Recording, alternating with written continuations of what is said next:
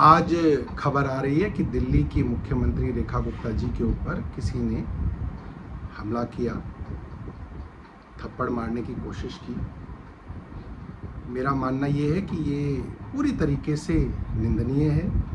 किसी भी तरीके की हिंसा का हमारे समाज में और हमारे देश में बिल्कुल स्थान नहीं है। और ये बात आज नहीं, ये बात महात्मा गांधी जी ने हमें आज से 100 साल पहले सिखाई थी। सवाल ये है कि वो कौन से दल हैं और वो कौन सी विचारधारा है जो देश में और समाज में हिंसा को बढ़ावा दे रही है, हिंसा को पैटर्नाइज कर रही है, वायलेंस को पैटर्नाइज कर रही है।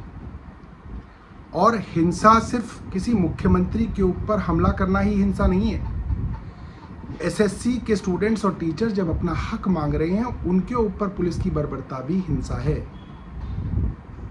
किसान अपने हक के लिए कई महीने तक धूप, बरसात और सर्दी में जुटे रहे और उनके ऊपर बर्बरता से पुलिस द्वारा हमले किए गए, सर फोड़ दिए गए, जमीन पे घसीटा गया, वो भी हिंसा है।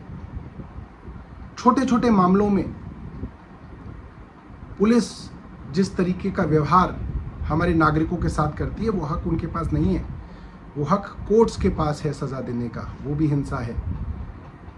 और जब जब अरविंद केजरीवाल जी के ऊपर हमले हुए, मसलन अभी इलेक्शन के दौरान एक हमला हुआ, हमारे ही विधानसभा का भारतीय जनता पार्टी का कट्टर समर्थक, जिसको हम जानते हैं, उसने अरविंद केजरीवाल जी के ऊपर रैली में हमला किया। एक स्पिरिट जैसी चीज फेंकी, मेरे ऊपर भी गिरी। भारतीय जनता पार्टी ने कहा कि वो सिविल डिफेंस वॉलंटियर था और क्योंकि वो अरविंद केजरीवाल से नाराज था, इसलिए उसने ये हमला किया।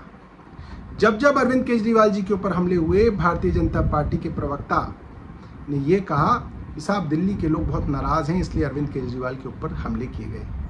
हम ये नहीं कहेंगे कि रेखा गुप्ता जी से दिल्ली की जनता नाराज है इसलिए हमले किए। नहीं, मैं मानता हूं कि रेखा गुप्ता जी से दिल्ली के लोग नाराज हैं, मगर फिर भी नाराजगी का मतलब ये नहीं है कि आप किसी के ऊपर हिंसा करें, हमला करें। ये पूरी तरीके से गलत है। मगर मैं भारतीय जनता पार्टी को ये कहना चाहता हूं कि आज हम लोग बड़े दिल से आपका साथ दे रहे हैं, क्योंकि हम लोग ये नहीं सोचते कि हमला भारतीय जनता पार्टी पे हुआ या कांग्रेस पे हुआ या हम पे हुआ।